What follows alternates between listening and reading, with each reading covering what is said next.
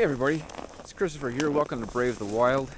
If my lips sound kind of funny, it's because it's pretty cold today. So I want to do a video review on what I'm wearing right now, which is the Fjallraven Vita Pro jacket. Now, this jacket is pretty old. It's been around for a long time. I don't even know if it's available anymore.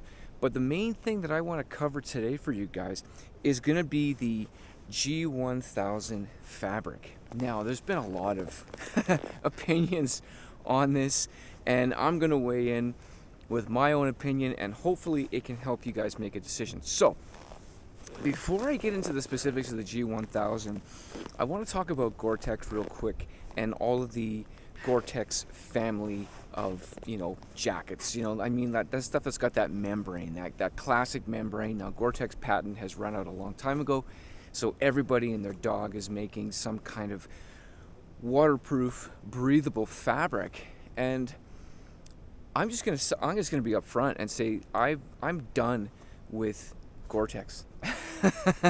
I'm done with the waterproof, breathable fabric, and I'll tell you why. Because I always felt like it was a losing battle. When conditions were perfect and I wasn't moving too much or too heavily and breathing too heavily and sweating or coming close to sweating, that moment where you start to feel that slight heat up, Gore-Tex was great. When it was raining but not too much, and I had just put a fresh coating of DWR on there, I just washed it with Nikwax and put a fresh coating of DWR, Gore-Tex was great. The problem was that the majority of time, I was never in those perfect circumstances. Let's take this circumstance today, right now, for example. Here in Canada, it is about minus 15, close to minus 20 when the wind hits you. And the thing I love about the G-1000 fabric is actually its severe breathability. Severe might not be an appropriate word, but you know what I mean. It's a very, very breathable fabric while still being very windproof. And the thing I love about this is I can alter how windproof and water resistant I want it to be by how much of the wax I apply and where I apply it.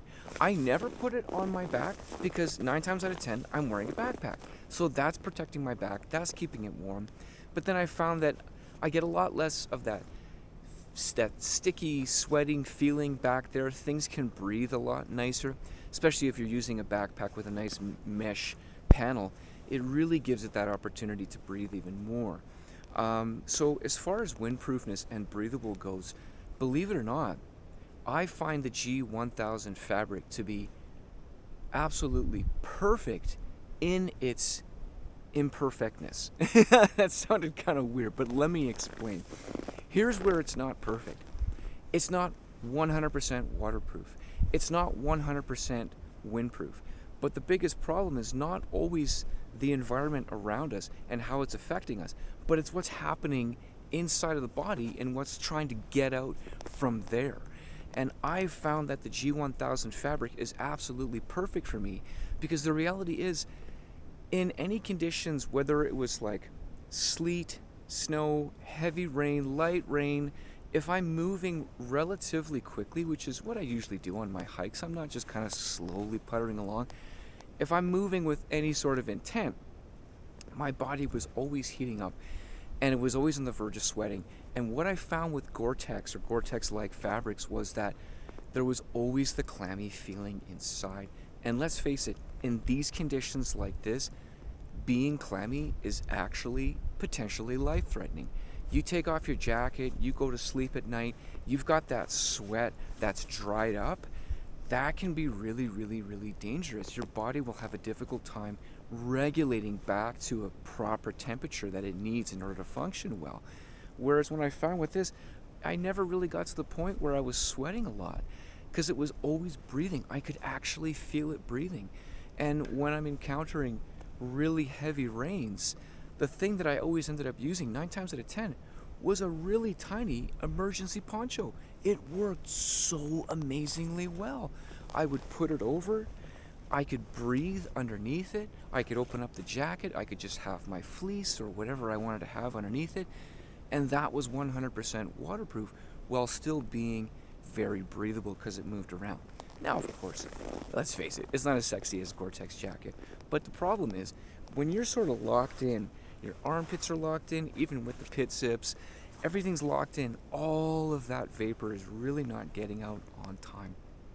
And the reality is, Gore-Tex really isn't very waterproof as soon as you get outside and it gets any sort of dust or dirt on it, which for me happens almost instantaneously. I'm in an area like this it seems to be sort of snowy, but when I start cutting through that bush and I'm getting that little bit of dust on me, all that dust is attracting water molecules. And when you're attracting water molecules on a Gore-Tex surface with a supposed DWR or durable water repellency coating on it, it eliminates that coating completely. I've had Gore-Tex jackets that were $500-600, and I'm upkeeping them all the time. I'm doing everything I need to do to make sure they're operating properly. And I'm going outside. I'm hiking. 15 minutes later, the water is starting to sink into the nylon fabric, which means that it's no longer breathable in that area. Because once it's saturated, it can't breathe. The water has to bead. You have to be able to brush it off in order for it to breathe. So it was a losing battle. So guys, I'm telling you, I wasn't planning on making a video like this, and I certainly wasn't going to talk this long about it, but I think it's so amazing that this G-1000 fabric, which is such a simple fabric, it's a cotton poly blend. I never thought it was going to be that good. I've had this jacket for a few months now.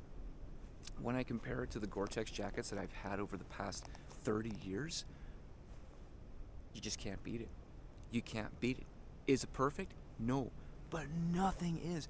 No jacket is 100% waterproof, 100% breathable all the time. This is the best happy medium you're going to find. So, I will leave the video at that because I'm hearing something in the bush crunching. It's freaking me out.